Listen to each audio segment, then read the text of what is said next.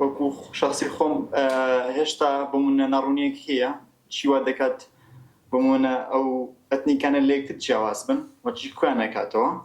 و چۆن یەکبوونی ئەم هەموو ئەتنیکە نەتەوەی کورد دروست دەکات. بمونە باسی یەزیدیەکەین، ئایا یەزیدی ئەتنیکە یاخود تەنها ئاینێکە؟ هەورامی ئەتوانێت بێت بە یەزیدی لە ڕووی دین و ناڵمەکو بڵێ شەواکات تۆ بێزیدی بیت کە هەورامیەک بۆمونە یاخود یەزیدێک ببێت بە هەورامی یا جیاکاریەکان چین؟ ئایا بە زمان جیاکاریە؟ ئێستا بۆمونە ئێمە هەورامین لە ئەوروپام یاخود لە شارێکی تری باشوور یا باکوور بم هەر هەورامی بوو، بەڵام بە سەرانش با قسە بکەین. ئەم جیاکاریە ئەتنیکانە ڕاستی جێ پرسم، چونکە لۆژێک ئێمە لێرە کە خانە خوێ لە میوانی لەم وڵاتە خانە خوێیانەیە ئەڵێنێتەوە کوردم کە شتێک بێتە بەردەم کولتورەکەیە و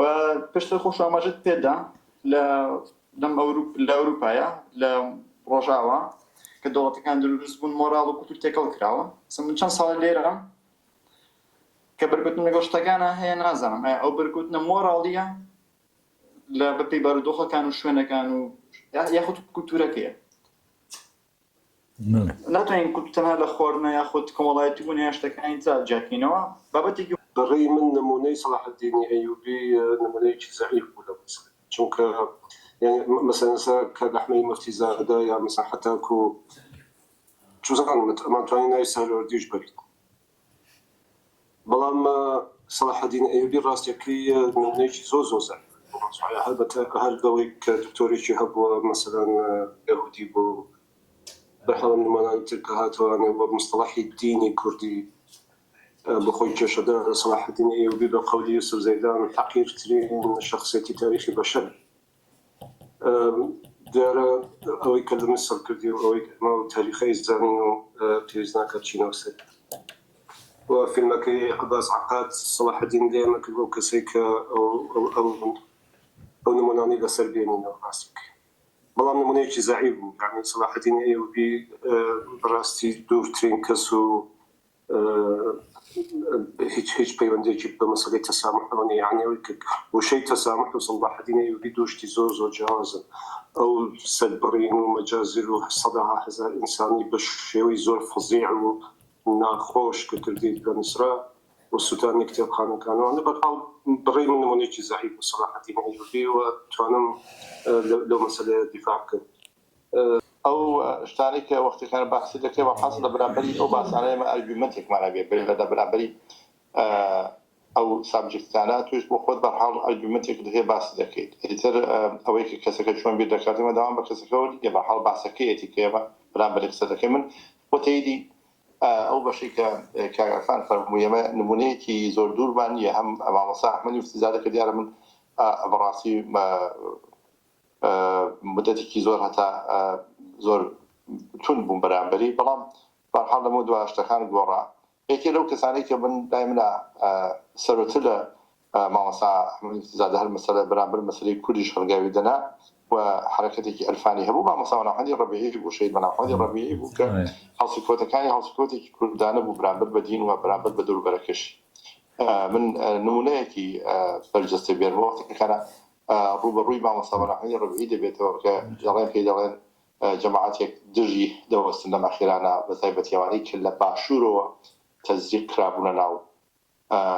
دوای ئەم حیزبانەیان دروست کرد لە ڕۆژهەڵاتە تا حەدی هەڕەشەکردنی یاری ڕۆیشتە پێشۆلەی و وەختێکانە مامۆستا ڕەبیعی پێشنیار کراوە کە بێ بە نوێنەرایەتی خوان لە ڕۆژهەڵاتە لەگەن بڵێم لە کوردستانە بەکشی ڕۆژهەڵات و باشوورە مامۆستا ڕەبیعی دەکات دەڵێمە بۆ شوێنێکی خۆمانمان هەیە توانێت زۆر کوردانەی دەرا بێ پێویستمان بۆ نییە کە لە دەرەوە فکرێکی دەرەوە بێت ئەمەیە لێرادا کە وەختێکانە مامۆستا ناحمەدی ڕەبیعی یارستانێک دێتە لای دەڵێ مامۆستاوە پێم وتنە سوێڵت بەتاش سوێڵت لاوە یا سوێڵت قەمچی بکە ئەویش دەڵێ پێ دەڵێ ئەو کارە ناکەی سیمەڵیش بێرە تا بەنایگوێت ئەم لاولای سیمەڵیشی ماش دەکات لێرادا من دەگەڕێەوە بەسەرەوەی کە باسی عەرفانەکرام ئامۆستا چەندە لەسەرەوە تاکید هەیە کە کۆمەڵگای یعنی ئەگەر عەرفان ئێمە خێنە پێشاوە هەم دەژێت تاثیراتی کاریگەری الفاني كلا مثلا الرول هينو هاتوا لأني عربية كأوجا سشاو قلتولا بلا مغرب ويا بلا يونان ولي قلتوا وهروها لقوا الفاني كيجو كلا هنا وديت الفاني كيجو كلا لهندوستان وديت أما أنا حموي لناو الفان الرني داوتوا وأوبا وشكراوية كهيلا كومونجا كردستاني قومانيجا يعني أو فكري زاغروسي أوبا وشكراوية تعيسير زندوها دقيقا لناو ردي كردية الرني داوتوا بويا هر وقت كان أو دينا لقالبي كولتورا خوي تعريف تكا يعني بفكري كولتورا تبردكات زور تدتواني خوي بريكو كيكتر بنيوني ودتواني زور بساعني تربيت تاوكو وقت كان لقالبي فقط شريعة عيدته من نمون پەیوەندی نێوان ئاین و ئایدۆلۆژیان مەسەلەیەکی گرنگە ئاین خۆی دیارە مەسەلەیەکی لە ژیانی مەسەلەی ئینسانەکان ئاینێکی کۆنتری هەیە بەڵام بە ئایدۆلۆژیکردنی ئاین لە ڕاستیە لەم دوو سەدەی ڕابردووە بە شێوەیەکی هەمەلایەنە و هین بەڕێوە چۆ بە تایبەتی دوای گەشە و پێگەیشتنی نیزامی سەرمایەداری و لە ڕاستیە بە ئایدۆلۆژیکردنی زۆر شت نەگەهنی هەر تەنیا مەسەلەوە نیە ئاینیش مەسەڵەن بە ئایدۆلۆژیا خەوەجێ لە ئایدۆلۆژیا مەدەنی و بینەکانیش بە جۆرێک بوون بە ئاین ینی بەشێ لەوانش بەڵام کاریگەری ئەم ئاین و ئایدۆلۆژیای بە جۆرێک ڕۆژشتۆ کە کاریگەریی زۆری لەسەر کلتور و لەسەر هاوژیانی ئینسانەکان داناوە تا ئاسکی دوژمنایەتێکی زۆر بە بڕای من ینی ئەگەر ئەو تەفسیرەی دکتۆر باسی کرد دیارە کورد بەحکمی ئەوەی لەباری مێژوویەوە خۆی هیچێ لە قوربانەکانی مەسەڵەن داگیرکاری ئاینی و تەتەڕوف و ئەوانە بووە و کەمتر ئەو لێکدانەوە ئایدۆلۆژیە متەتەڕیفانەی هەبووە بۆ ئاین بە دوور بۆ لەوانەوە هەتا کاتێک کە بە جۆرێکی موسڵمان بووە لایەنە تەسەووف و عیرفانەکەی زیاتر لە کووردا بەهێز بووەکو لایەنە مەسەڵەن هینەکە ئەو مەزاهیبانەیە ئەو ڕێبازە ئاینی و تەریقەتانیشی کە هاتوون بە جۆرێک ئەو کلتورە مرۆییەکە لێکدانەوە ئینسانێکە بە معنایە یا لێکدانەوەیەکی ژیانی تا ڕادەیەک ئەوانە زاڵ بۆ بەسەریە ئێمە ئەتوانین چ موساهەمەیەکمان لەو بوارە هەبێت و ئایا مەسەڵەن ئەوەی کە غەرت بە جۆرێک کە باسی هاوژیانی کلتوریەکە تەعایشی کلتوریەکە لە ڕاستیە بە جۆرێک باسی پاراستنی ئەو کلتورە دواکەوتوانە نەژاکە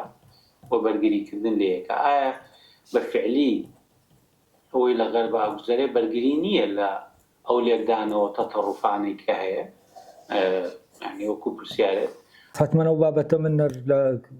کاتی ترا دەچمەوە سەریە سەرقاڵم بەو پرۆژەی کوردناسیەوە ئەگەر ئەویشەی کە ئێستا دێکم بێ بە کۆرس حتمما لەو ڕۆوە ینی ئەو باسانە باس دەکرێنەوە نەکەوە من ئەوەی کە بە شوێنیا دەگەڕم و بە شوێنیا گەڕاوم ئەو سیستەمەیە کە هەموو ئەمانەی لێ دێتە دەرێکە ئێستا بمە باسی دەکەین بۆ نمونە تەسامحی ئاینی کە من دەڵێم سەرچاوی لە سەلاحەدینەوە گرتووە لەوێ ڕۆشتووە تەنانەت بن عەرەبی پێش سەلاحەدین نەدەوترا لە کەنیسە و لە مزگەوت و لە هەر شوێنەکان وێشپی بۆ خوا نوێژ دەکەیت ینی و ئیبن عەرەبی شەر فەترەی سەلاحەدینە مەولانا ڕۆمیە فەترەی ئەیوبیەکانە ینی ئەو فترەیە بەڕاستی کە بە فترەی انحتاتی دەبینن بۆ عەرەبەکان فترەی انحتاتە چونکە خلافەت لە دەستیەوان دەردەشێت و سەلاحەدین خۆی خلافەت دروست ناکە ئاین بەکار نایەنێ بۆ دەسەڵاتوە دواتر تورک و فارس بۆ خۆیان هەریەکە ئیمپراتۆریەتێکی تر جیاواز دروست دەکەن ینی ڕێگا دەکاتەوە بۆ ئەوەی کە ئیتر خەلیفە قوڕیشی نەبێ ینی چونکە بەلەوە یا دەبوایە لە ئالوبەیت بێ وەکو فاتمیەکان یا دەبوایە قوڕیشی بێت بە نسبەتی سونەکانەوە ئەمە گۆڕانێکی جەزریە ڕوو دەدا لەو فترەیە و ئەو فترەیە بەڕاستی فترەی کوردێت ئەوە سەلاحەدین نییە ینی تۆ ینی لەو 100 ساڵە فەلسەفە کوردیەکە دادەمەزرێت تەسەوفی کوردی دەچێتە ئاستێکی بەرز کۆمەڵای مشەریعی کورددەیە کە ئوسوڵی فقه دادەنێن ینی لە هەموو مەجالەکانە تەنان لە زانستە ئەبوو ڕەزازی بڵێن ئەبوو عەزی جەزری ئەبوو عەزی ڕەزازی جەزری کە دایەنانە ناوازەکە دەکاوە دروستکردنی ئامێری خۆجوڵێن کە دواتر ئەوروپای ئیسرائیلی لێ دەکا حتمما هەر لە فترەی سەلاحەدینایە ینی سەردەمی ئەیوبیەکانە سەلاحەدین و دوای سەلاحەدین ئەمە فترەی ئەو وەکو بڵێ هەز دەکەم دەرکەوتنی و کوردە لە ناو مێژووی ئیسلامە فترەی سەلاحەدین. ئەو لۆجیکەی لە مێشکی سەلاحەدینایە، ئەو لۆجیکەی کە لە مێشکی سوورەوەردیایە لە ڕاستیە یەک لۆجیکە. وە کێشەی سەلاحەدین و کێشەی سوورەوەردی ئەو شتێکە من هەر لە ئێستا خەریکی کوردناسی فەلسەفیم، ینی دەرکەوتە فەلسەفیەکانی کورد بوون و سوورەوەردی و شارە زوریە و دوو فەیلسوفەن کە دەتوانن فەلسەفەی ڕۆشنبوونەوە ینی فەلسەفەی ئیشراق دامەزرێنن. فەلسەفەی ئیشراق لە ڕاستیە ئەوەندەی کە پێشتر خوێندومەتەوە و ئێستش کە ئیشی لەسەر دەکەم هەر هەمان بەو لۆجیکە کوردیە دەچێ بەڕێوە، ینی ئەو لۆجیکەیە کە جیاوازە لە لۆجیکی ئەرستی و لۆجیکێکی ترە. واوە من لەو دواتر ئەو کتێبە دەبێت بە کۆرس بۆەوەی تێگەیشتن بۆ بابەتەکە بێ جیاوازی بۆ نمونە و لۆجیکە کوردیە لەگەڵ لۆجیکە گریکەکایە لەگەڵ لۆجیکە ئەوروپیەکە چییە و ئەو لۆجیکە خۆی چییە، ینی وامە لۆجیکێکە مۆزوعەکە لە ئاینە نییە، ینی لە ڕنگدانەوەکەی لە لێکدانەوە ئاینەکە بەو جۆرەیە، لە سیاسەتا بە جۆرێکی ترە، لە هوەرا بە جۆرێکی ترە، لە زمانەکانە بە جۆرێکی ترە. ئێستا کێشەی فکری ستاندارد بۆچی کورد وەری ناگرێ؟ ئەمە ڕەتی بەو لۆجیکەوە هەیە و ئەمە ینی من کاتی خۆی لە دکتۆراکە کارم لەسەر کرد کە و لۆجیکە وەکو بڵێ وەکو ئەو نظامە کە من ناوم ناوە نظام بنەماکەی یەکبوونە لە ناو جیاوازیە، ئەم یەکبوونە لە ناو جیاوازیە چۆن ئیش دەکا وەک سیستەمێک ینی و لە چەند مەجالێکا کارم پێ کرد ئەو کاتەوە پێسەد بەڕاستی دوای 2009 من یان لە 2006ەوە بۆ 2009 من کارم تیا کرد، بەڵام بەداخەوە لە زانکۆی تر کە ئاوایان کرد کە من ئیشەکە دەستبەرداری بووم و ئێستا لە ڕاستی دوای سابکە 16 ساڵ ئێستا من دەمەوە بچمەوە سەر ئەو پرۆژەیە، هەموو کاتێککە دەمویست بچمەوە سەر ئەو پرۆژەیە. ئەوە لەوێ بە وردی و شتە پەیوەندیە ئتنیەکان ینی بە پێ و لۆجیکە هەمووی تەفسیر دەکرێت بەڕاستی، ینی ئەوەی مشکلەی سەلاحەدین و سوورەوەردیش ئەو مشکلەیەش بە ئەمان شێوە هەر بە پێ ئەو لۆجیکە دەبێت لەکدانەوەی بۆ بکرێت. کاک نەبەس یوسف زەیدان کەسێکی ئایدۆلۆژیستی حاقدی، ئەگەر من وەکو ئەو قسە بکەم بە زمانەکەی ئەو قسە بکەم، ناسیۆنالیستی میسریە، ینی و مصر بە مەرکەزی هەموو عەرەب دەزانێ و عەرەبیش لایەوە تر هینەکەیە. وەک کێشەی یوسف زەیدان کێشەیەکی تەواو ئایدۆلۆژی ئەو شتانەی کە باسی کردووە من لە ناو مەزدەرە یەکەمەکانی مێژوەکە خوێندومەتەوە و حکایەت ئەو شتانەی تیانیەکەەوە باسی دەکا و ئەو شتانە بە جۆرێکی تر هەن کە ئەو هاتووە ئەمەی دەستکاری کردووە و بە جۆرێکی تر لەبەرەوەی ئێمە ناگەڕێنەوە سەر مێژوەکە و ئەو دەزانێت خەڵک ناگەڕێتەوە سەر مێژوەکە دێت بە کەیفی خۆی قسە دەکا و ئەوەی ئەو ینی لە بەرامبەر سەلاحەدین دەڵێت ینی هیچ ئەس کەسێکی ئەکادمی ینی ممکن نییە کەسێکی ئەکادمی بێ وا قسە بکە لەسەر مێژوو لەسەر ئەو دیکۆمنتانەی کە لەبەردەسا هەیە. ینی پەیوەندی نێوان فاتمیەکان و سەلاحەدین پەیوەندیەکە لە ئاستێکی زۆر بەرزایە و قازی ئەفزەل هەیە کە تا ئێستاشی نەکانی ماوە قازی ئەفزەل لەگەڵ سەلاحەدینە، سەلاحەدین دەڵێ بە شمشێرەکەی منە میشە نەکرا، بە قەڵەمەکەی قازی ئەفزەل کرا. باشە قازی ئەفزەل بەل لەوەی ئەسڵەن سەلاحەدین بچێتە ئەوێ قازی بووە لە ناو کۆشکی خەلیفەی فاتمیە و ئەو حکمەکانی دەرکردووە و ئەو ینی عەقڵی خەلافەتەکە ئەو بووە و ئەم پیاوە ینی خۆشەویستیەک نەگەر هاوڕێیەتێکی زۆر قوڵ لە بینیانە هەیە و قازی ئەفزەل لە دوای ئەوەش کە خەلافەتی فاتمی نامێنێ ئەو هەر لەگەڵ سەلاحەدین دەمێنێتەوە. مێژوونووسێکی شیعەی تریژەیە کە ئەو کەسێکی شیعەیە سونەکان باوکو عایلەکەیان دەردەکەن، ئەویش لە مێژووەکەی خۆیان زۆر بە ئیجابی باسی سەلاحەدین دەکات و وەکو کەسێک کە ئەو تەعەسسوبی تیان نییە وەکو ئەوانی تر، وەکو نورەدین زەنکی تەعەسسوبی تیان نییە و سەلاحەدین خۆمان نەفرەتی لێ دەکەین، تورک نەفرەتی لێ دەکات لەبەر زەنکیەکان، عەرەب نەفرەتی لێ دەکات چونکە پێی وایە خەلافەی عەباسی لە دەستی فاتمی لە دەستی و کۆتایی پێ نهات، عەباسیش لە دەستی و کۆتایی پێ هات. باشە لەولاوە توچوزانم هەمووی وەکو دوژمنێک سەیری دەکەن. ئەوروپیەکانیش زۆربەیان لەسەر ینی جارە فەڕەنسیەکان دەرچینیان هەیە وەکو بڵێ حکایەتیان هەیە ئاسەن داڵکی ڕیچارد حکایەتێکەیە کە عەلە ئاساس عاشقی سەلاحەدین بووە و ئینێکی لەو بابەتە دروست دەکەن و داستانی لەسەر دروست دەکەن کامە دوژمنەکەیانە باشە و سەلاحەدین من هەر کار لە کاتی نووسینی نامەی دکتۆراکەوە بەشێکەوەی کە باسی کوردبوون لە مێژووە دەکەم باسی دیاکۆ دەکەم لەگەڵ سەلاحەدین و سەلاحەدین لە ناو مێژووەکەی کە خوێندومەتەوە من عادەتەن دەگەرەمەوە بۆ مەرجەعەکان ینی ئەو کتێبەی کە کتێبانەی کە لە کاتی سەلاحەدینان نووسراوە و دوای ئەوە کتێبەکانی تر ابن خەلدون کەسێکی ینی وەکو بڵێ ئەو مێژوو نووسەیە کە نەگەر مێژوو دەنووسێتەوە تەفسیری مێژوو دەکا و ئەویش یەکێکە لەوانەی کە من لە مەرجەعەکان کە لە گێڕانەوەی باسکردنی فەتەی سەلاحەدینە پشتم پێبەستووە لەبەرەوە ئەوە یوسف زەیدان دێڵێ ئەوە تەنها لە خەیاڵی یوسف زەیدانایە ئەمە لە ناو سەرچاوەکانە نییە و لەبەر ئەوە ئەمە وێنەیەکی عەرەبیە کە عەرەب بۆ سەلاحەدینی وێنا کردوێتەوە و ئاتووە فرۆشتێتەوە بە ئێمە و ئێمەش لە وێنەکەی ئەوە سێری سەلاحەدین دەکەین و جارێک لەگەڵ معرف خەزنەدار ڕۆحی شاد بە قسەمان دەکرد وتمەرێ ڕێیت چۆنە بەرامە سەلاحەدین سەلاحەدین بۆ جۆرێ من نین بوو ینی وەکو بڵێ کەسێک کە ئاگاداری مێژوو بێ بزانم ئاگاداری مێژووە سەلاحەدین بۆ من نمونونەکە بوو کە ئەم کەسە ئاگاداری مێژووە یانە وتی من لە رووسیا بووم لەگەڵ کۆمەڵێک رووسی کۆبوو بوومەوە دادەنیشتنی قسەمان دەکرد بە رووسەکانم وت ئێوە کولتورەکەتان زۆر لاوازە وتی پێیان سێر وشتیوە دەڵێمە دەستۆفیسکیمانەیە فلانمانەیە چۆن ئەمە دەڵێ ینی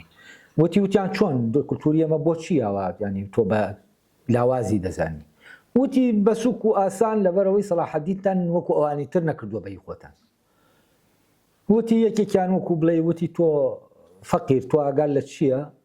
ئێمە دەمێکە کردومانەتە بێت چۆن مەسیحی و مەسیحیەکان دەیکەن بە مەسیحی ئەنی دەڵێن ئەمە کاتێک خۆی سوارێک بۆ یا دەڵێن لای مەسیحیەک ئەم سوار چاکیە فێر بوو ئەم ئەخلاقە فێر بووە یعنی ئەمە دوژمنەکەیەکی وا دەڵێ ویلیام سووری هەیە لە دوای ویلیام سووری دانەیەکی تر هەیە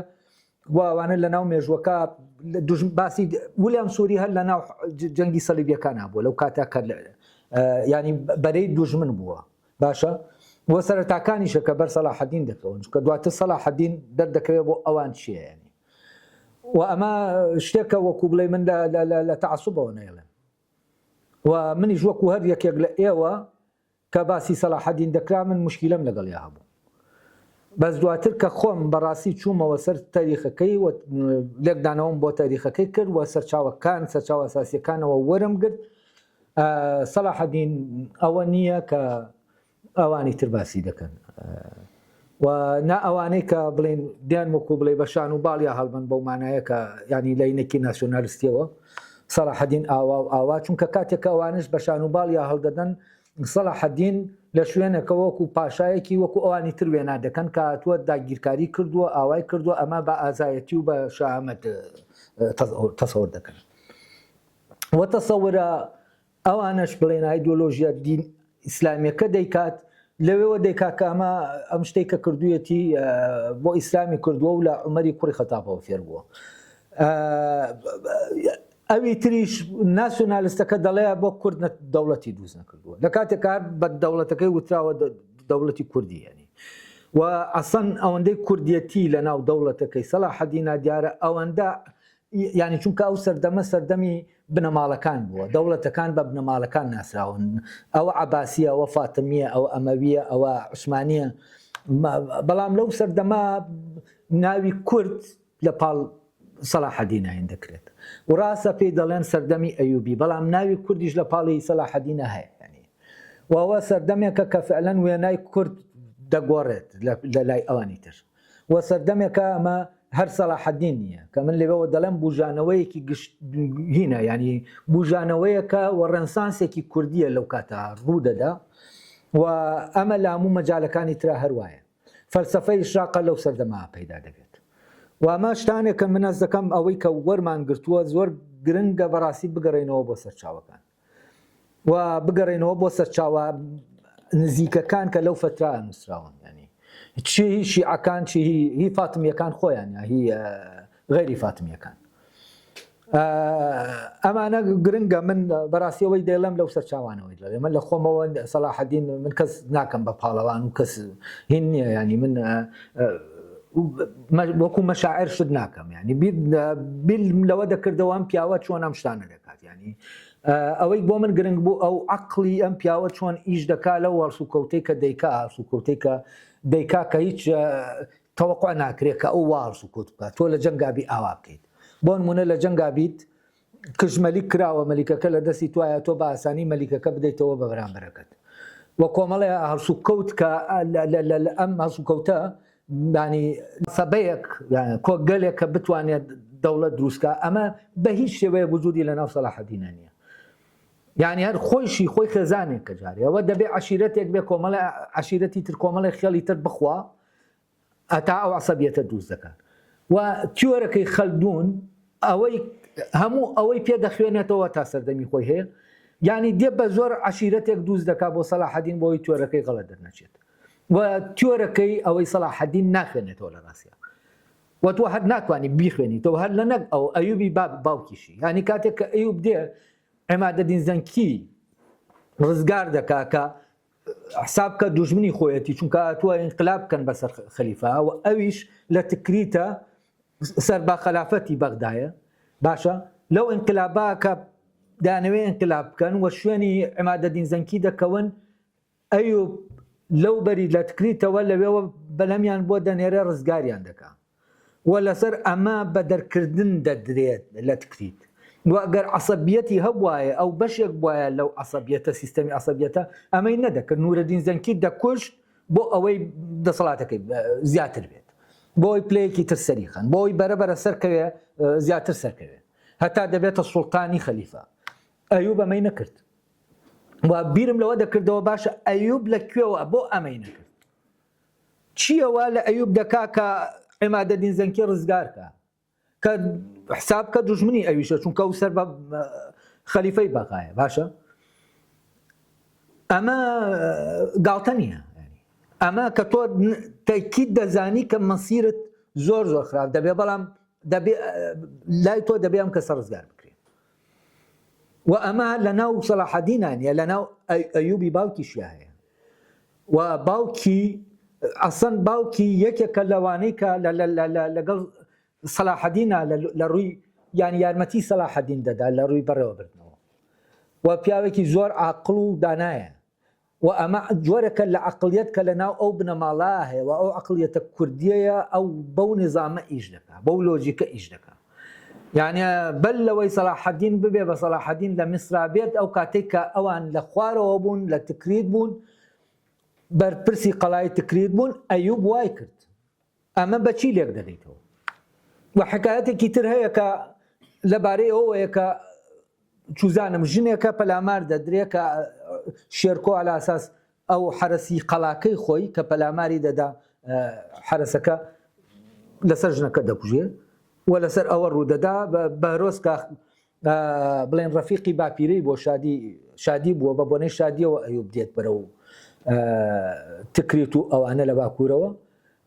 بەرۆز پێی دەڵێت دەبێت دەرچن چونکە من نەگەر شێرکۆی برات ببینم لەوانەیە تووڕە بم چونکەوە دۆستێکی نزیکی من بووە و کوشتێتی یعنی کە تۆ دێیت حکایەتەکان تەحلیل لێک دەدەیتەوە شی دەکەیتەوە دەزانی ئەم نظامە نظامێکی ترە ئەو نظامە نییە کە ئیبن خەلدون تیۆریزەی دەکا و تیۆرەکەی کە تیۆری عەسەبیەتە بەپێی ئەو تیۆرە هەموو دەسەڵاتەکان لێک دەداتەوە کە هەیەوە فعلەن ئەو دەسەڵاتانە بەپێی ئەو تیۆرە لێک دەدێتەوە هەر وەکو چۆن تیۆرەکەی گێلنەر بۆ ناسیۆنالیزم دەتوانێت زۆرێک لە دەوڵەتەکانە لە ناوە کتێبە بچووکە لێکدانەوە بۆ زۆرێکیان دەکا بەس کە دێتە ناو کورد لای کورد دەڵێ ئەوەی کە نابێ باسی کە یەک تایتڵی داناوە ئەوەی کە نابێ باسی کەم بۆچی چونکە کێشە ڕێک بۆ تیۆرەکەی گێلنەر دروستەکە و بە هەمان شێوە سەلاحەدین کێشە بۆ تیۆرەکەی خەلدون دروستەکە وأما من ليروا دي لما من وكو زيدان نايم خليكي حكاية دوس كردن من دقرم أويك أم نظامات لناو مشكي أم بياوايا ولا ناو مشكي باوكياتي شون أما برهم دينيت شون إنتاجي دكا نظامك نظامي عصبية دنيا أيو نظام تشي وأو سيستما ما سيستما دياكو إنا كاني بيكو دكاتو خيال فوزاکە نایهێڵێ لە ناو خێڵە میدیەکانە هەمان سیستەمە و ئەمە ئەو حکمەتە دیاکۆیەیە کە لە ناو سەلاحەدینە جارێکی تر دەردەکەوێتەوە و ئێمە کاتێ مشکلەیە ئێمە مشکلەکەمان ئەوەیە یعنی شتەکانمانن مێژوویەکی جوانمان هەیە بەڵام عەرەبێک دێر بۆمان تەفسیر دەکات میسریەک دێ بۆمان تەفسیر دەکات ئەلێرەوە ئێمە لە چاوی ئەوە خۆمان دەبین لەبەرەوە سەلاحەدین ڕێک خۆمان دەکاتەوە بە دوژمنی خۆمان و ئەو تڕۆهاتەی زەیدان دەیڵێ نییە وجودی نییە لە ناو مێژوەکە وجودی نییە کۆمەڵێ بەکرێگیراوی سوودانی هەن دەیانەوێ ئینقلاب بکەن ئەمە ئیلاقەی بە خەلیفەی فاتمیەوە نییە و هینیش دێنن ینی فرسەت دێنن و ئەم بەکرێگیراوە سوودانیانە کە کاتی خۆی شاور بەکرێ گرتوون بۆ ئەوەی بەرگری لە عینەکە بکە کێشەکە لەگەڵ ئەمانایە ئەمانە دەیانەوێ ئینقلاب لەسەر خلافەتی فاتمی بکەن و ئەوان دەیانەوێ لە عینی کاتا دەسەڵات لە میسرا بگرنە دەست و ینی لە کاتێکی شایە کە سەلاحەدین لە جەنگایە ئیتر ئەم حکایەتەی هێناوە ئەوەنە کەسی کوشتووە ئەوەنە ینی هەر لە پێش چاوی خەلیفە 12 ساڵە مناڵێکی 12 ساڵە باشە هەر کەس بچێ بە وردی حکایەتەکە بخوێنێتەوە لە ئەوڵەوە تا ئاخیر و ئەمە جەنگە سوودانیەکان دەیکەن لەگەڵ بۆ ئەوەی انقلابە بەسەر سەلاحەدینە لە کاتێکا سەلاحەدین لە جەنگایەوە پاراستنی میسر بەس جەنابی یوسف زەیدان دێ ئەمەمان بۆ دەکا بە نازانم چی باشە و کتێبەکانی سووتاندووە کتێبی نەسووتاندووە کتێبەکان دەبەخشێت نایسووتێنین و ئەگەر سووتاندیە و هەموو کتێبی ئیسماعیلێت تا ئێستا ماوە چییە ئیسماعیلەکان زۆربەی سەرچاوەکانیان ماون ئیسماعیلەکان و ئەمە لەگەڵ قازی ئەفزەلا دەیکا و قازی ئەفزەل خۆی ئیسماعیلیە باشە خۆی فاتمیە ببوورە و کتێبی فاتمیەکان چۆن ماون یعنی تێکستەکانیان ماون و بیر و باوڕەکەیان ماوە هی هەم ئیسماعیلی ماوە هی هەم فاتمیەکانیش کە خۆیان فەرعێکی ئیسماعیلین باشە یا فەرع دەسەڵات دارەکەی ئیسماعیلەکانە و کە ئەیوب دەچێ بۆ میسر خەلیفە عەسەن نایەتە دەر لەناو کۆشکان نایەتە دەر چونکە ژنێکی مقەدەسە نابێ ببینێت و ئەمە ویلیام سووری لە عینەکە زۆر بە سەیری باس دەکات کە وەکو وەفدێک دەچێ بۆ لای و باسی ناوەی قەسر دەکات کە چۆنە باشە ینی سیستەمێکە لەسەر هینێکی تەواو دامەزراوە ینی وەکو بڵێ خەلیفە سێبەری خوا بێ لەسەر ئەرز و ئەوانی تر هێندن ینی فەرمان لەم وەرگرن و خەلیفە کە ئەیوب دێتە دەرەوە بۆ پێشوازیکردنی و پەیوەندی نێوان کۆشکی خەلافەت و سەلاحەدین و کە قازی ئەفزەل ئیداری کۆشکەکە دەکە ئەمە پەیوەندیەکی نەگەر باشە زۆر باشە پەیوەندیەکە و خەلافەتی فاتمی هەموو دەسەڵاتێک بە کۆمەڵی قۆناغا دەڕوا ینی گەشە دەکا پەرە دەسێنێ بەرەبەرە لە شوێنەکە ئیتر تەواو دەبێ و وزەیە نامێنێ ینی هی بنەماڵەکان هەمووی ئاوایە و سەلاحەدین لەم کۆتاییایە مناڵێکی 12 ساڵ ماوەکە قازی ئەفزەل بەڕێوە دەباش دەکەن و ئەو لە ڕاستیا خەلیفەی فاتمیە خەلیفە ڕاستەقینەکەی فاتمیە شتەکان لە دەستی ئەوایە و ئەو دڵسۆزی خەلیفەی فاتمیە بەر لە سەلاحەدین دەوێت و نامەکانی قازی ماوە قازی ئەفزەل هەر بۆ زانیاریشتان ئەوەی قازیەکەی کە لەگەڵ عیمادەت نورەدین زەنکیایە کە کابرایەکی شارە زوریە و نورەدین زەنکی لەبارەی قازیەکەەوە دەڵێ قازیەک ئەگەر قازی فلان بە قەڵەمەکەی ئەوەندە پارەی بۆ ئێمە گەڕاندەوە، ئەوەندە پارەی دروست کرد. باشە بەس قازی ئەفزەل لەگەڵ سەلاحەدینە پەیوەندیەکەیان جۆرێکی ترە و قازی ئەفزەل دەزانێت سەلاحەدین خەریکی چییە، لەبەرەوە پشتیوانی دەکات. وامە باسەکە لە ڕاستیا من لە ناو مێژووە ئەو کورناسی مێژووی ئەوە بە تەفسیل دەچمەوە سەری و قەت حەزم نەکردبووە ئەوە بە کورتی باسی کەم، بەڵام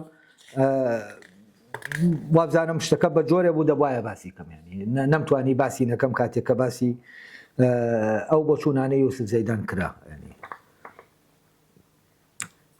کاک مەسعود فعلا مەلا محەممەدی ڕەبیعی بیرم چوو ئەوە ینی مەلا محەممەدی مەلا ساڵحی شارە زوریش ئەوانە بەڕاستی بیرکردنەوەیەکی ئەو بیرکردنەوە کوردیە نەگەوان زۆرێکی تریشن کە من ناوم نەیە ناون، بەڵام ئەمانە کتێبەکانیان و ئەوەی لێکدانەوەی بۆ ئیسلام کردویانە فعلەن لێکدانەوەیەکە لەوەوە سەرچاوە دەگرێت. ینی بنەمایی لێکدانەوەکە بنەمایەکی جیاوازەوە بنەمایەکی کوردیە، کوردیانە لێکدانەوە کراوە بۆ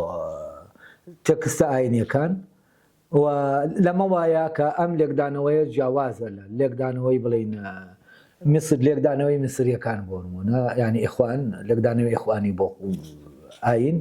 یا لێکدانەوەی خەلیجی واتە سەلەفیەکان، یا لێکدانەوەی بۆ نمونە پاکستانی بەس بەر لە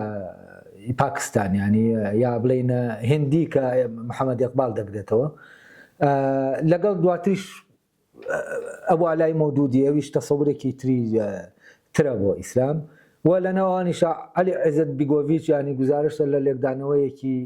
ڕۆژ ئاوایی بۆ ئیسلام، ینی کە خۆیان هەر موسڵمانن بەڵام نەک موسڵمان بوون، هەر ئەوانەی بۆستە موسڵمان بوون خۆیان موسڵمانن و عەلی عیزەت بیگۆڤیچ چەند کتێبێکی هەیە ئەویش لێکدانەوەیەکی جیاوازی هەیە بۆ ینی ئەم لێکدانەوانە هەموویان جیاوازن. لێکداونە و کوردیەکەش ینی من مشکلەکەم ئەوەیە لێکدانەوەکەت هەیە وە کۆمەڵە ینی مفەسیری گەورەت هەیە بۆ ئیسلام کە مەدەڵە مفەسیر هەر بۆ قورئان بۆ ئاینەکە بەگشتی، ئێمە ئەمانەمان فەرامۆش کردووە بە عەقڵی ئەوانی تر، چۆن بە عەقڵی یوسف زەیدان بیر لە سەلاحەدین دەکەینەوە، بە ئەمان شێوە بە عەقڵی ئەوانیش بیر لە تێکستە ئاینەکان دەکەینەوە و ئەوەی فیتنەی ناوەتەوە لە ناو ئێمە بەڕاستی ئەو لێکدانەوە غەریبانەیە کە لەگەڵ تەبیعەتی ئێمە نابونجێ و طریقەت کە لێکدانەوەیەکی کوردی بوو بۆ ئاین، ئەمە تەبایی و خۆشەویستی و هاوڕێیەتی لە ناو کورددا دروست کرد. ئەمە هەموو ینی ئیتنیە کوردیەکانی کردەوە بێت لە ڕاستیە و ئەمە گەورە باشترین بەرهەمی ئەدەبی لێکەوتەوە. شۆڕشە کوردیەکان هەن لە ڕێگەی ئەم تەریقەتەوە ینی کراوە نەگەر ئەوانەی ناو کورد، ئەوانەی دەرەوەی کوردیش خەلیفەی هەر مەولانە خاڵیدی نەقشبەندی بوون و لە کاتێکە خۆی ئاینەکە سیاسی نییە کەچی کەسانێکی شۆڕژگەر دروست دەکات، ینی لێکدانەوەکە سیاسی نییە، ڕوحیە تەسەوفیە کەچی لەولاوە شۆڕژگەر دروست دەکات لە بەرامبەر ئیستیعمارێکە کە دێ دەیەوێت خۆی بسەپێنە بەسەرتا. ئێمە عرفانێکی زۆر ینی عرفانی کوردی عرفانێکی زۆر دەوڵەمەندە و عرفانێکە فعلەن ڕوانگەکەشی جیاوازە، ئەو ڕوانگە عرفانیە جیاوازە، ڕوانە قورتوبیە مەغریبیەکە ڕوانگەیەکی جیاوازە، ڕوانگە خۆراسانیەکە جیاوازە، ئەمانە کۆمەڵی ڕوانگەی ڕوانگە فارسیەکە جیاوازە، ئەمانە کۆمەڵی ڕوانگەی جیاوازن لە ناو عرفانیشە و خەتە عرفانیەکە کە بە جونەید دەست پێ دەکاوە. بابا تایر دوای جونەید ینی کتێبێکێ بە ناوی کەلیمات القوسار بە عەرەبی نووسراوە، عین القوزات یا مەدانی شەرحی کردووە و لە جونەید خەڵکی ناوەندە و کوردە جونەید بەسینەکە لە قەبەکەی لەبەرەوەی لە بەغداد بۆ سڕی سەقەتی خاڵیشی ئەویش کوردە و بیرکردنەوەکەشی فعلەن کوردیە، ینی بیرکردنەوە سۆفیەکەی و لە دوایەوە بابا تاهێرە، لە دوای بابا تاهێر ینی تۆ کۆمەڵی متەسەویفی تری گەورەت هەیە کە لێرە ینی بۆ نمونە عماری بەتلیسی دەیە، عماری بەتلیسی تقریبان فترەی سەلاحەدینە دوو کتێبی هەیە، ینی عماری بەتلیسی هەتا 800ەکان و 900ەکانیش وەکو تەریقەتێکە لە سووریا مابوو، ینی جگەلەوە باوکی مەلایدیسی بەتلیسی هەیە ناوەکەمی لەیاد چوەتەوە و بەتەسەسولکە دێیت ینی تۆ لە هەموو سەدەیەکە یوسفی گۆرانی دەیە لە هەموو سەدەیەکە تۆ متەسەویفێکە دەیە کە کتێب و تەنزیراتی خۆی هەیە و لەبەرەوە من یەکێک لەو پرۆژانی کە هەیەوەیە ینی کوردناسی عرفانی کە دەبێ فعلەن ئەم ڕوانگە کوردیە عرفانیە من جاکەمەوە لە ڕوانگەکانی تر ساقیشی کەمەوە کە ئەمە شەر ئەو لۆجیکەی کە لە ناو فەلسەفەکەیە هەیە لە ناو مێژوەکەیە هەیە لە ناو ئاینە کوردیەکانە تەنانەت هەیە ئەمان لۆجیک لە ناو ئەو تەسەوفی کوردیشە هەیە عرفانی کوردیا هەیە و بەپێ ئەوەی کە لە ماوەکانی پێشوا بە وردی من سەرچاوەکانم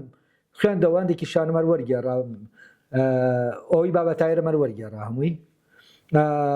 بۆ ئەوەی زیاتر بچمە ناو تێکستەکەەوە و تەسەوفەوە و من پێشتریش لەسەر ابن عەرەبی لە تەمەنی گەنجیمایانی لەسەر نووسیوە لە نەوەدەکانە لەسەر فسوس الحکەمەکەی کتێبم نووسیوە و ئیتمام بە تەسەوفە بوو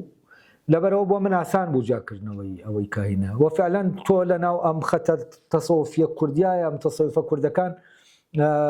بە ئاشکرا تۆ دەبینی ئەمە ڕوانگەیەکی تەسەوفی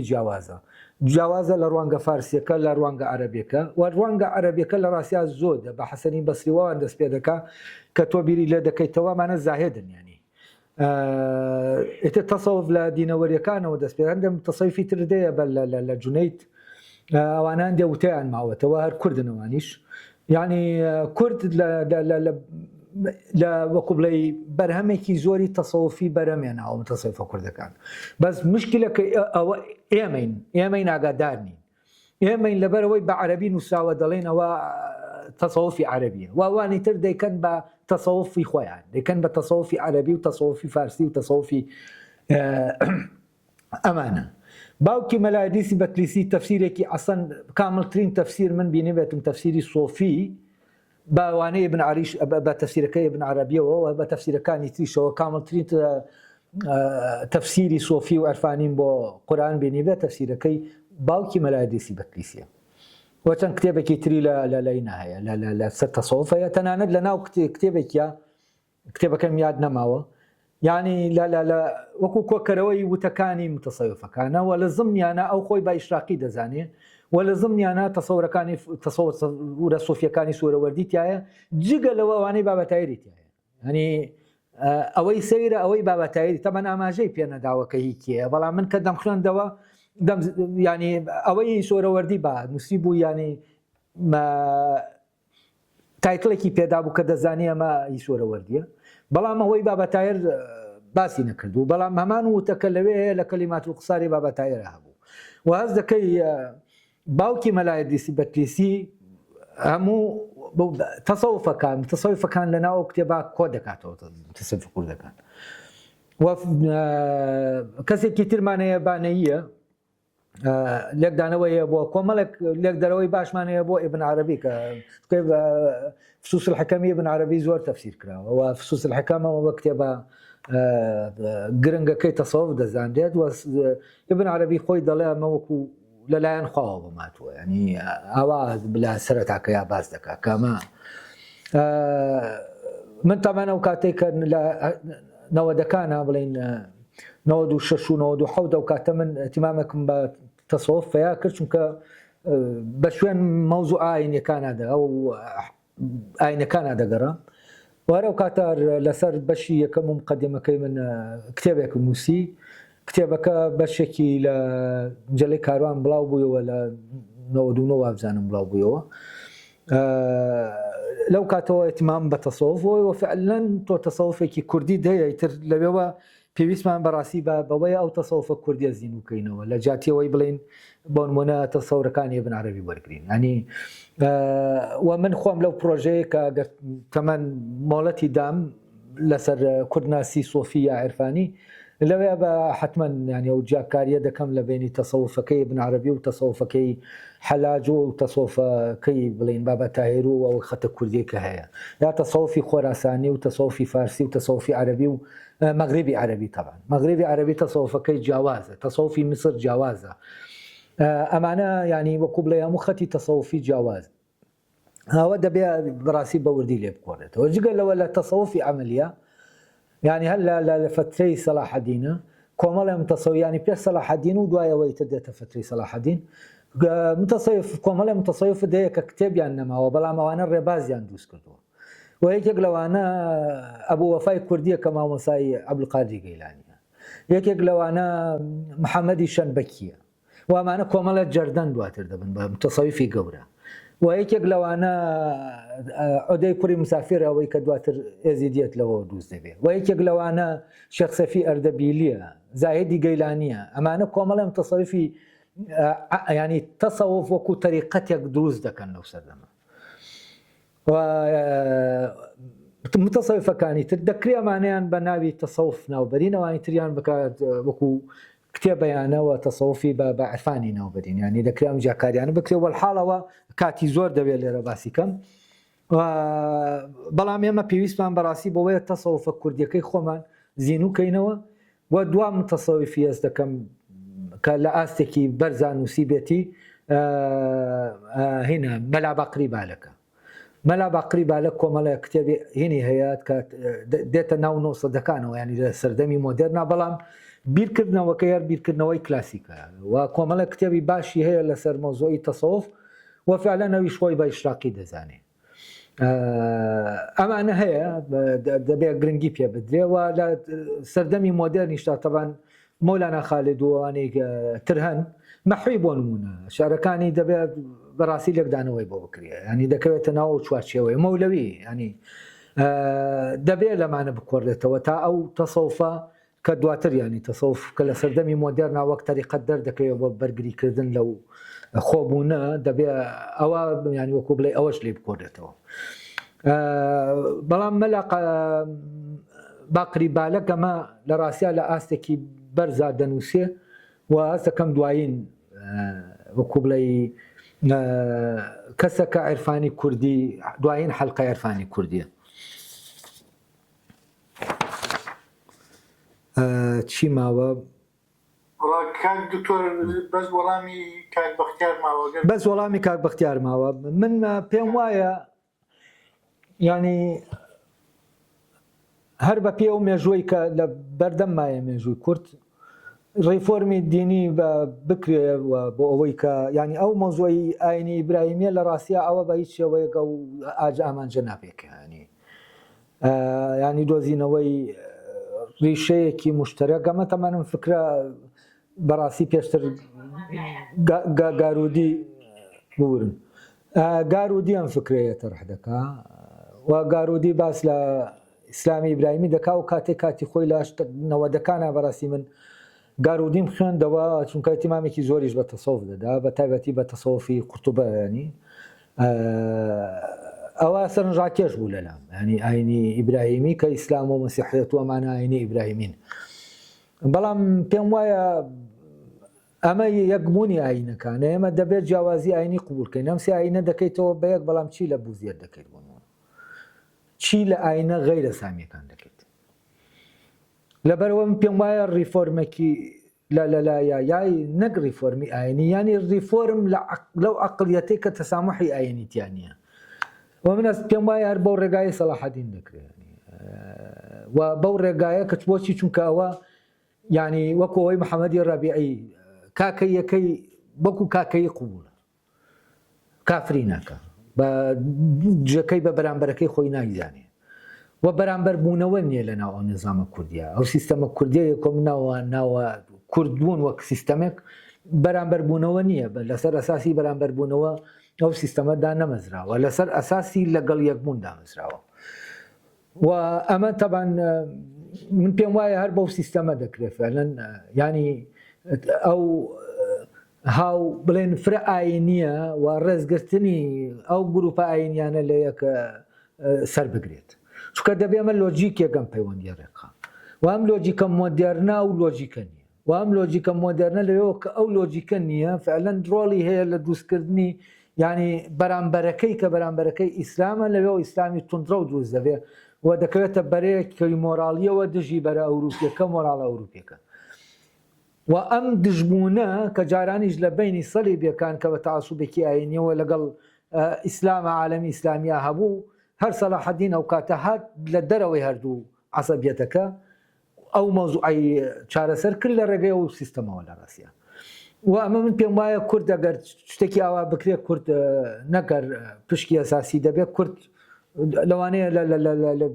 کوردەوە مەوزوع دەست پێ بکە ینی وەکو بڵێ کورد ترسی ئەوانی تر لەوە بشکێنێکە ئەم فرە ئاینیە هەر کەس بەپێی ئاینەکەی خۆی بڕوات ینی ئاوا بێ ئازادی ئاینی هەبێت و تەرکیز بکرێتەوە سەرەوەی کە چاکە ینی ئایا ئەو دراوسیم کە فلانیە پێکەوە چاکی نیانە ئێتر ئاینەکە ئەوەی کە ئەو بە ئاینی خۆی مەوزوعی محکەمە خوا محکەمە ئینسانەکان دەکات و ئێمە لێرە دەبێت چاک بینەوەی گرنگە چاک بین لەگەڵێکە بەچی چاکین چۆن چاکینەوە